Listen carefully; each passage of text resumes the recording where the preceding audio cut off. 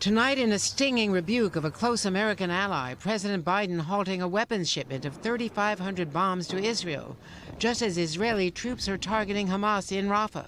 They go into Rafah. They haven't gone into Rafah yet. If they go into Rafah, I'm not supplying the weapons that have been used historically to deal with Rafah. Fearing Israeli forces could drop 2,000-pound bombs on Rafah, as it did targeting a suspected Hamas terrorist in the Jabalia refugee camp last fall, killing civilians. We have concerns about what that would mean for the civilian population there when you look at the way Israel has conducted its operations in the past and what the impact on the civilian population has been.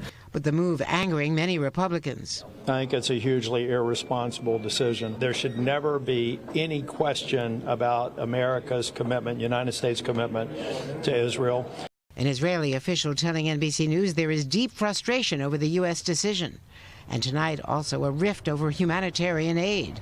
With the Rafah border crossing now occupied by Israeli tanks, aid not getting through. The State Department calling that unacceptable.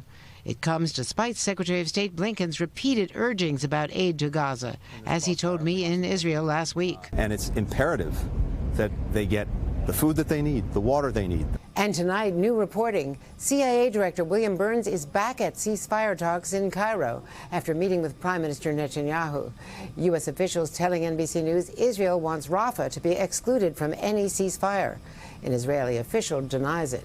Still, the State Department said today an agreement that could halt the fighting and bring home the hostages is within reach.